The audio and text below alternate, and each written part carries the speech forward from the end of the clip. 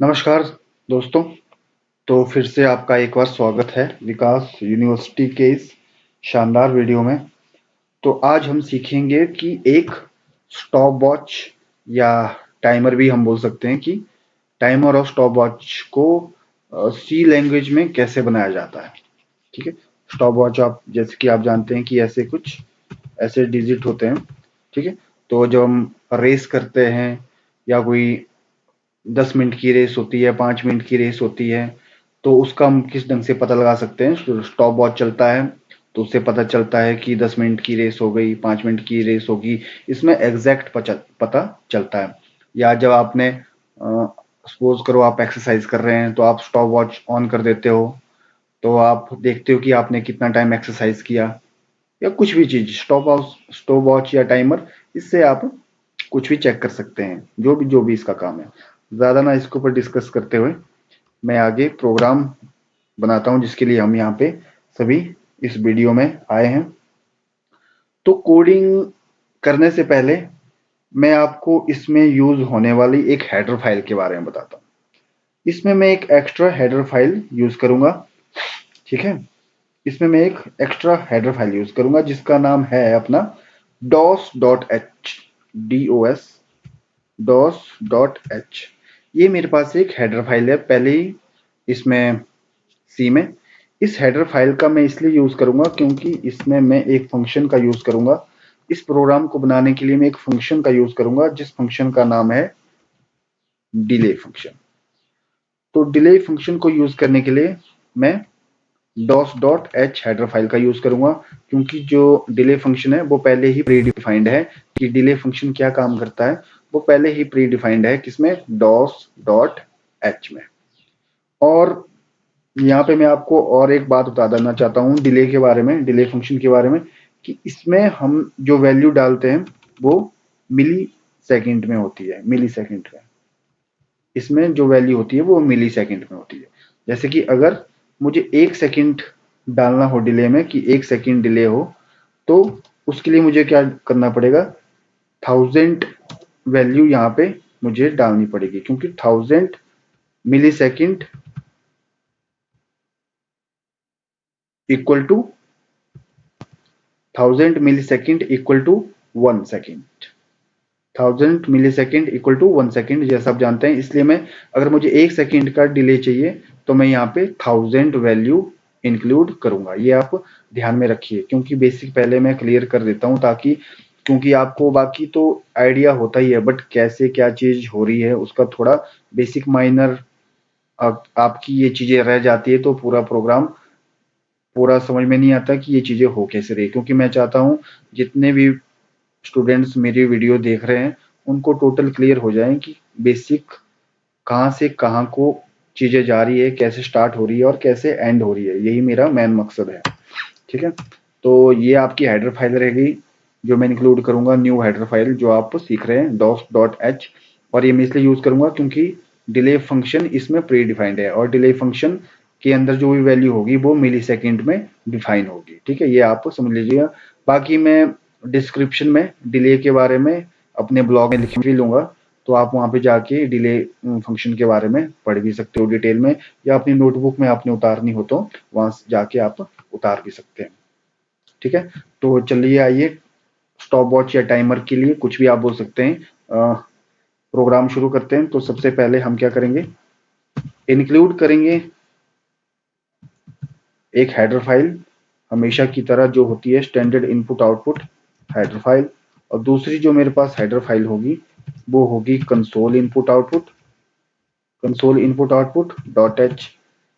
जो ये वाली हेडर फाइल है इसमें प्रिंट एफ, जो स्कैन एफ जो मेरे पास फंक्शन है, वो standard input output dot H header file में पहले से ही प्री डिफाइंड होते हैं। जो कॉन्यू डॉट एच है ये मैं लगाता हूँ क्लियर स्क्रीन फंक्शन के लिए और गेट सी एच फंक्शन के लिए। वो पहले से ही प्री डिफाइंड किसमें होते हैं, कॉन्यू डॉट एच में। अब जो तीसरी जो मैं हेडर फाइल क्यों इंक्लूड कर रहा हूँ ये मैं पहले ही बता चुका हूँ। ये मैं इसलिए यूज कर रहा हूँ क्योंकि मुझे एक फंक्शन यहाँ पे यूज करना है, उस फंक्शन का नाम है डिले फंक्शन। ठीक है, आइडिया लग गया कि मैंने ये 3 हेडर फाइल यहाँ पे क्यों लगाई है। अब मैं काम करता हूँ, एक फंक्शन लगाता हूँ, मेन फंक्शन। ये वाला कौन सा फंक्शन है मेरा, ये है मेन फंक्शन जिसके अंदर मेरा पूरा प्रोग्राम बनेगा। ये मेरे कर्ली ब्रेसेस स्टार्ट हो गए एंड हो गए, इसके अंदर मेरा क्या है, पूरा जो प्रोग्राम है वो इसके अंदर बनेगा। अब यहाँ पे स्टॉप वॉच मैंने बताया था आपको, स्टॉप वॉच कैसे बनता है। ये वाला कुछ उसका फॉर्मेट होता है 000000, ये है स्टॉप वॉच। स्टॉप वॉच के लिए मैं इस 3 लूप लूंगा, एक लूप लगाऊंगा इस सेकंड की वैल्यू के लिए, एक लगाऊंगा इस मिनट के लिए, एक लगाऊंगा वेरिएबल लूंगा इसके लिए। एक वेरिएबल हो गया सेकंड के लिए, एक वेरिएबल हो गया अपने मिनट के लिए, और एक वेरिएबल हुआ किसके लिए, आवर के लिए। इसलिए मैं यहाँ पे लूंगा कितने वेरिएबल, 3 वेरिएबल, और तीनों वेरिएबल वो किसके होंगे, सिंपल सी बात है, वो होंगे इंट के वेरिएबल। इंटीजर के लिए मैं यहाँ पे 3 वेरिएबल लूंगा आई, चलो मैं इसके लिए ऐसा कर लेता हूँ, सेकंड के लिए ले लेता हूँ एस, मिनट के लिए लेता हूँ एम, और आवर के लिए लेता हूँ एच, ताकि आपको थोड़ा ज़्यादा ही क्लियरिटी इसमें मिल जाए। ठीक है, मेरे पास 3 वेरिएबल हो गए, तो मैं इसमें 3 लूप लगाऊंगा, एक लगाऊंगा सेकंड के लिए, एक लगाऊंगा मिनट के लिए, एक लगाऊंगा आवर के लिए। ठीक है, हर एक वेरिएबल के लिए के ऊपर मैं एक लूप लगाऊंगा। चलिए आइए कैसे लगेगा ये लूप देखते हैं। सबसे पहले मैं लगाता हूँ एक फंक्शन जो कि है clear screen, clear screen function for clear screen, clear screen. यहाँ तक हमारा कंप्लीट हो गया, कोई प्रॉब्लम नहीं है। अब मैं क्या करूँगा, यहाँ पे लगाऊंगा एक फंक्शन, लूप लगाऊंगा, फॉर लूप। सबसे पहले मैं लगाऊंगा अपने, सॉरी मैं लगाऊंगा अपने सेकंड के ऊपर, सेकंड के ऊपर मैं सबसे पहले लगाऊंगा, सेकंड होगा मेरा स्टार्ट 0 से। ठीक है, 0 से सेकंड स्टार्ट हो गया, और मैं कहाँ तक चाहता हूँ, मैं चाहता हूँ ये वाला 20, मैं ये वाला मैं जो फंक्शन लगा रहा हूँ ये मैं आवर के लिए लगा लेता हूँ पहले। सबसे पहले मैं आवर के लिए एक लूप यहाँ पे लगा देता हूँ, क्योंकि आवर के अंदर फिर मैं मिनट और फिर सेकंड के लिए लगाऊंगा। सबसे पहले मैं आवर के लिए लगा लूँ, तो आवर के लिए मैं सबसे पहले एक लूप लगा रहा हूँ 0 से, और ये मैं कहाँ तक रखता हूँ, मैं ये रखता हूँ 23 तक, क्योंकि 24 तो हमको दिखता ही नहीं है। जैसे हमारे पास 23:59 हो जाता है। ठीक है, उसके बाद जब 24 हो जाता है तो 24 तो हमको दिखता ही नहीं है। ठीक है, सीधा ही क्या दिखता है हमको, फिर से क्या दिखता है हमको, नई टाइमिंग शुरू हो जाती है स्टार्टिंग से 1 से। ठीक है, 24 तो वहां पे होता ही नहीं है, तो 23 तक हम ये वाला लेंगे। तो अब हम यहाँ पे लगाएंगे इंक्रीमेंट, पोस्ट इंक्रीमेंट। ठीक है, एक मैंने आवर के लिए लगा दिया। अब इसी के ही अंदर एक ध्यान दीजिएगा, इसी के ही अंदर मैं एक लूप लगा रहा हूँ, सॉरी इसके ही अंदर मैं एक लूप लगा रहा हूँ जो होगा मेरा मिनट्स का। ठीक है, यहाँ पे ये मैंने आवर के लिए लगा लिया, अब मैं लगाऊंगा किसके लिए, मिनट्स के लिए। तो मिनट्स भी मैं कहाँ से स्टार्ट करूंगा, सिंपल सी बात है 0 से ही स्टार्ट होगा। और ये मिनट अब कहाँ तक चलेगा ये आपको पता ही है, ये कहाँ तक चलेगा, ये अब 59 तक चलेगा, सॉरी ये अब कहाँ तक चलेगा, 59 तक चलेगा, क्योंकि 60 तो होता ही नहीं है, आपको पता है। जैसे 60 हो जाता है तो नेक्स्ट मिनट चल पड़ता है, जैसे कि यहाँ पे तभी मैंने 23 रखा, और यहाँ पे मैं तभी क्या करूंगा 59 तक रखूंगा। ठीक है, तो अब मैं इंक्रीमेंट लगाऊंगा इसको भी। ये मेरा हो गया, ये मेरे आवर के लिए हो गया, आवर के लिए लूप हो गया, जो ये वाला लूप हो गया ये मेरा मिनट के लिए लूप हो गया। और इसके ही अंदर क्या करूंगा, मैं एक लूप लगाऊंगा, और जो कि होगा अपना किसका, ये लूप सेकंड के लिए। सेकंड लूंगा मैं 0 से, और सेकंड कहाँ तक होंगे ये तो आपको आइडिया लग ही गया होगा, सेकंड भी 59 तक ही होंगे। और इंक्रीमेंट ठीक है, यहाँ तक क्लियर हो गया। लूप क्लियर हो गया कि लूप, ये 3 लूप किस लिए लगे, क्लियर हो ही चुका होगा, क्योंकि मेरा मेन मकसद है कि आपका बेसिक क्लियर हो, बाकी आप तो खुद भी कर लेंगे, ऐसा कुछ नहीं है, बस बेसिक क्लियर हो जाना चाहिए, बाकी बच्चा स्टूडेंट खुद भी कर लेते हैं, बस जब तक बेसिक क्लियर ना हो तब तक कुछ समझ में नहीं आता। तो यहाँ पे मैंने लिया स्लैश एन जैसा आपको पता है न्यू लाइन के लिए होता है। तो उसके बाद मैं लूंगा इंटीजर की वैल्यू होगी परसेंटेज डी इसके लिए, ठीक है, परसेंटेज डी। अब यहाँ पे जो ये वाले कॉलन है इसके लिए मैं लूंगा कॉलन, फिर से मैं लूंगा यहाँ पे कौन सी वैल्यू आएगी, परसेंटेज डी, ठीक है। अब यहाँ पे आया कॉलन, ये इसके लिए मैं लूंगा ये, फिर यहाँ पे कौन सा आया, परसेंटेज डी, अब मैं लूंगा फिर से परसेंटेज डी, ठीक है। ये समझ गए, ये वाला पैटर्न मैंने ऐसा क्यों बनाया, ताकि ये कुछ इस टाइप का टाइमर दिखे, ठीक है। और ये वाला कौन सा होगा, अब आप समझ गए होंगे, ये वाले यहाँ पे मैं कौन क्या प्रिंट करवाऊंगा, यहाँ पे मैं प्रिंट करवाऊंगा ये वाला लूप एच आवर वाला, और यहाँ पे मैं कौन सा करवाऊंगा प्रिंट, इस वाली जगह पे, इस वाले पे मैं करवाऊंगा मैं मिनट का प्रिंट, और इस वाली जगह पे यहाँ पे मैं कौन सा प्रिंट करवाऊंगा, एस वाला, ये वाला कौन सा प्रिंट होगा, ये एस वाला प्रिंट होगा। अगर आप इसको आगे पीछे लिख लेंगे तो टाइमर थोड़ा गड़बड़ा जाएगा। ये आपका हो गया कंप्लीट, ये समझ में आ गया, ये भी समझ में आ गया, ये सब आपको समझ में आ गया होगा, ठीक है। अगर नहीं भी समझ आ रहा तो आप नीचे कमेंट कर लीजिएगा, तो मैं फिर से आपको एक इससे भी आसान वीडियो से समझाने की कोशिश करूंगा, क्योंकि मेन मकसद ये है कि समझ भी आ जाए बच्चे को। अब देखिए, अब यहाँ पे मैं लगा रहा हूँ डिले फंक्शन, ठीक है।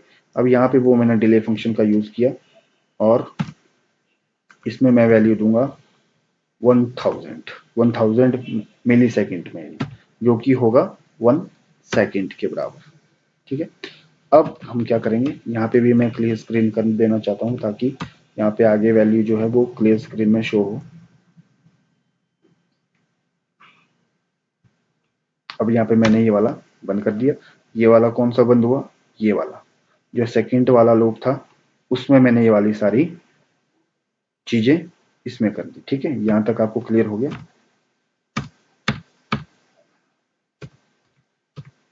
यहां तक आपको क्लियर हो गया। अब देखिए आगे मैं क्या करता हूं, ध्यान से देखिएगा।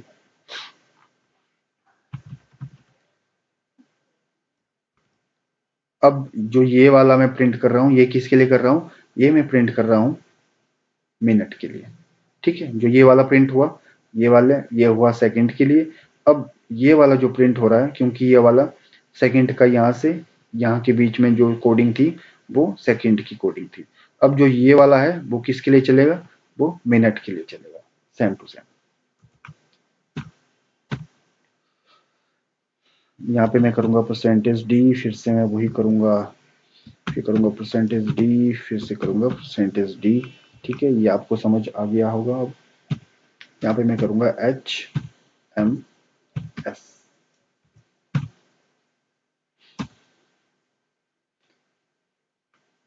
अब यहाँ पे मैं डिले फंक्शन नहीं लगाऊंगा, यहाँ पे मैं सीधा ही क्लियर स्क्रीन कर दूंगा।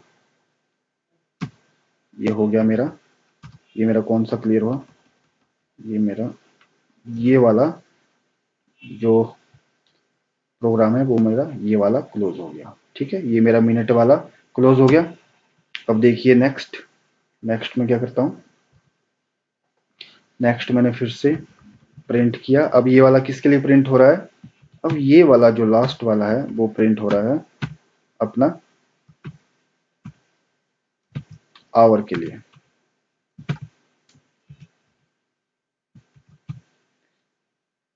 ठीक है।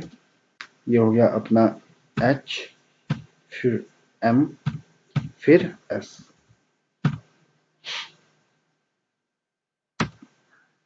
अब यहाँ पे मैं क्या कर दूंगा, वैल्यू को क्लियर स्क्रीन कर दूंगा।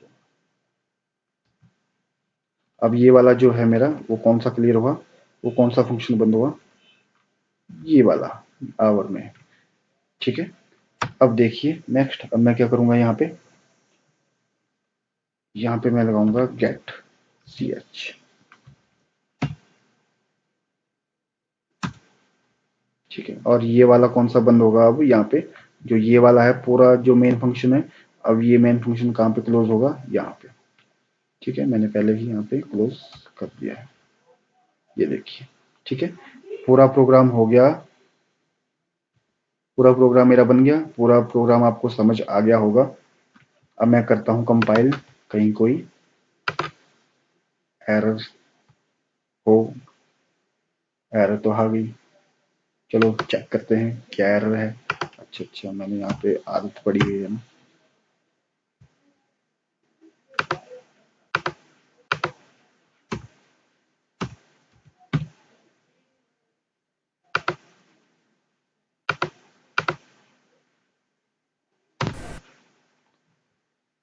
कोई एरर नहीं है। अब मैं करता हूँ इसको रन। ये देखिएगा हमारा टाइमर स्टार्ट हो गया है।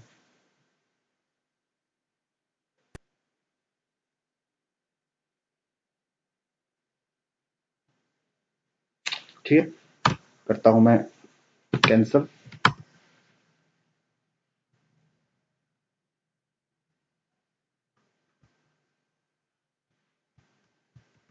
ठीक है, तो इस तरीके से हम एक अपना टाइमर बनाएंगे। तो जो भी आपको नेक्स्ट प्रोग्राम बनाना है, जो भी आपको नेक्स्ट प्रोग्राम चाहिए कि मैं कौन सा प्रोग्राम बनाऊं, वो भी आप नीचे क्लिक कर दीजिएगा, कमेंट कर दीजिएगा।